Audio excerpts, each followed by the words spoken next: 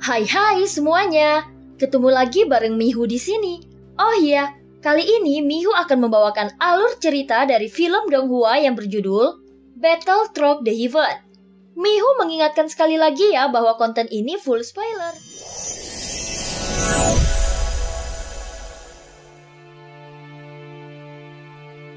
Melanjutkan dari kisah sebelumnya.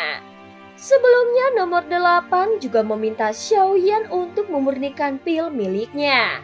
Namun setelah Xiaoyan menyetujuinya, tiba-tiba sosok nomor 4 juga membuat permintaan yang sama. Baiklah, namun tetap saja aku tidak dapat memberikan waktu yang pasti untuk menyelesaikannya kepada kalian semua. Tentu saja Xiaoyan tidak bisa menolak permintaan nomor 4. Meskipun dia tidak berniat menyelesaikannya, namun dia tidak bisa menolaknya di sini. Jika tidak, maka hal ini pasti akan mengarah pada strategi lainnya. Sebelumnya nomor 4 telah mempercayakan satu permintaan kepada Xiaoyan. Jadi dia sudah memiliki kepercayaan kepadanya. Oleh karena itu ketika dia membuat permintaan kembali, akan semakin sulit bagi Xiaoyan untuk menolaknya. Selain tentang topik sosok bayangan hitam dan saling meminta bantuan, pertemuan tersebut sebenarnya relatif monoton. Sayangnya Xiaoyan masih belum bisa menyelesaikan permintaan nomor 4 sebelumnya. Dan tidak tahu apakah komisi yang dijanjikannya masih ada. Jika Xiaoyan tetap bertahan di dunia kuno Dewa Abadi dan Iblis, mungkin dia akan bisa memenuhi permintaan tersebut. Atau setidaknya, Xiaoyan mungkin bisa berhasil mendapatkan komisi, tetapi dia terlalu ragu-ragu, sehingga mentalnya menjadi tidak stabil. Perjalanan ke dunia kuno Dewa Abadi dan Iblis kali ini tidak memuaskan, dan meninggalkan banyak penyesalan. Namun tugas di dunia kuno Dewa Abadi dan Iblis sudah diselesaikan oleh seseorang. Selanjutnya adalah tugas kedua, yang bergantung pada keberuntungan dan waktu. Xiaoyan dan yang lainnya terdiam beberapa saat hingga tiba-tiba suara dari nomor 1 akhirnya terdengar perlahan. Meskipun nomor 1 tidak berbicara dengan nada suara yang berat, namun Xiaoyan merasa sedikit terguncang saat mendengarnya. Apalagi dia tidak bisa menebak identitasnya yang sebenarnya.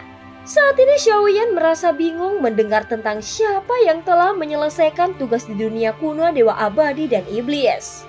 Xiaoyan merasa perintahnya sebelumnya tentang dunia kuno Dewa Abadi dan Iblis tidaklah lengkap. Apalagi ternyata masih ada orang lain dari alam dewa kekacauan yang pergi ke sana juga dan mendapatkan perintah yang lengkap. Namun nomor 1 tidak mengungkapkan siapa orang tersebut. Hanya memberitahu bahwa seseorang telah menyelesaikan tugas yang dia susun. Dengan perasaan yang getir, Xiaoyan menyadari bahwa dia seharusnya meminta sesuatu ketika berada di dunia kuno Dewa Abadi dan Iblis. Dia juga merasa bahwa semua permintaannya akan dikabulkan. Namun pada saat itu, Xiaoyan teringat melihat Yuyan yang tidak terburu-buru meninggalkan gerbang kuno. Xiaoyan merasa bahwa seharusnya orang yang menyelesaikan tugas kali ini adalah dirinya. Selain penasaran dengan 3 jenis angka di atas token runtuhan kuno Dewa Abadi dan Iblis, Xiaoyan juga semakin penasaran dengan hadiah dari nomor 1. Namun pada akhirnya, misi tersebut gagal diselesaikannya dan seseorang telah mengambil kesempatan itu. Xiaoyan merasa frustasi karena gagal menyelesaikan tugas ini. Dan apalagi mengetahui fakta bahwa ada orang lain yang lebih cepat darinya. Sebelumnya dia berpikir tidak akan ada orang yang menyelesaikan tugas dari nomor 1 selain dirinya. Namun ternyata penilaiannya salah. Bahkan dia tidak menyadari kehadiran sosok lainnya. Tugas kedua ada di dunia pegunungan dan lautan dengan banyaknya reruntuhan yang muncul. Ada benda kuno yang perlu diambil di sana. Benda itu bernama Gunung Suci Hunyuan yang berasal dari giok suci Hunyuan. Benda itu sudah hilang sejak zaman kuno. Dan baru ini dikatakan baru muncul kembali. Karena dikatakan sebagai gunung, maka Xiaoyan merasa benda ini pasti sangat besar dan kuat. Apalagi itu berasal dari giok suci Hunyuan. sehingga pasti akan menjadi incaran banyak orang. Jika benda ini memang berada di antara reruntuhan, maka pasti akan ada kabar lebih lanjut. Dengan rasa penasaran di dalam hatinya, Xiaoyan tidak bertanya lebih lanjut kepada sosok nomor 1. Dia hanya menyimpan pertanyaan tersebut di dalam hatinya dan menunggu kesempatan untuk mengetahuinya lebih lanjut.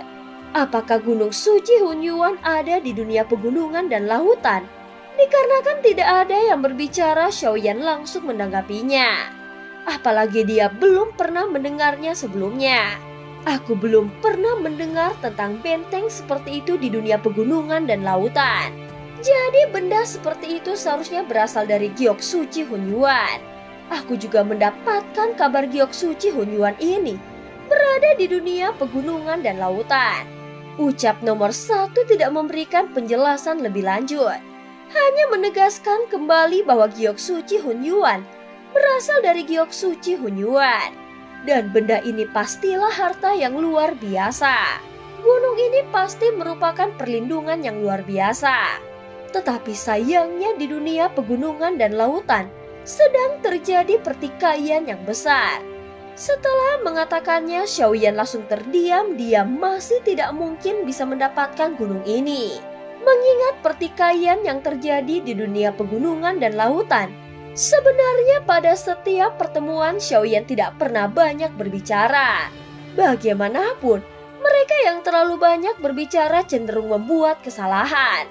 Jadi kebanyakan orang memilih berbicara lebih sedikit untuk menyembunyikan sesuatu. Bisa dikatakan hanya sosok kuat yang berani berbicara lebih banyak karena mereka tidak takut pada siapapun. Pada akhirnya pertemuan ini pun berakhir. Mengenai permintaan pemurnian pil yang diterima, mereka menyerahkan semua kepada nomor 1 untuk diberikan kepada Xiaoyan. Kemudian sosok-sosok ini meninggalkan alam dewa kekacauan satu persatu. Namun Xiaoyan memutuskan untuk berbicara secara pribadi dengan nomor 1 setelah semua orang pergi. Jadi apakah ada kabar baik yang dibawa kali ini? Segera nomor 1 memulai percakapan. Semua tugas telah berhasil diselesaikan, jawab Xiaoyan dengan singkat. Segera Xiaoyan memberikan semua hasil pekerjaannya, termasuk pil tubuh dewa dan iblis, pil lautan, dan pil pengembalian mimpi. Xiaoyan hanya berhasil menciptakan 1 pil tubuh dewa dan iblis yang membuat kekuatannya meningkat pesat. Sehingga sambil memurnikan pil, Xiaoyan juga mampu memperkuat kemampuannya sendiri. Ada beberapa pembeli yang membutuhkan ini. Jika pil pengembalian mimpi ini bisa diproduksi lebih banyak, maka harganya akan lebih tinggi daripada yang lain. Setelah memeriksa hasilnya, sosok nomor 1 terlihat sangat puas. Kualitas pil ini sangat tinggi, terutama 1 pil tubuh dewa dan iblis ini yang kualitasnya sangat luar biasa. Ini mampu memperkuat tubuh secara signifikan. Wah, pil ini bisa dijual dengan harga yang tinggi. Pil dewa lautan juga bagus dan tidak ada masalah dengan pil pengembalian mimpi. Setelah Xiaoyan menyerahkan semua pil kepada nomor 1, dia kemudian memberikan nilai yang tinggi terhadap kualitasnya. Dia tidak menyimpan pil tubuh dewa dan iblis, karena pil ini hanya memperkuat tubuh secara sementara. Dan dia tidak membutuhkan hal itu. Sebagai gantinya, Xiaoyan telah membuktikan kemampuannya dalam memurnikan pil. Seperti yang diketahui, bahwa pil tubuh dewa dan iblis ini terbuat dari darah Xiaoyan sendiri, sehingga kualitasnya menjadi jauh lebih baik. Dengan pil-pil ini, apakah ada yang ingin kau tukarkan?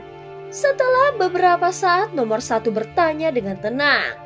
Apakah ada sesuatu yang bisa meningkatkan kekuatan ke tingkat keabadian para dewa? Setelah berpikir sejenak, Xiaoyan berbicara. Bagaimanapun, itulah yang paling dia butuhkan sekarang. Nomor 1 terdiam sejenak setelah mendengarnya. Kalau tidak ada, maka lupakan saja, kata Xiaoyan dengan nada yang getir, dan dia tidak berani terlalu berharap. Memang ada, tetapi untuk menukarkannya, pil-pil ini tidak mungkin cukup bernilai, jawab nomor 1 perlahan.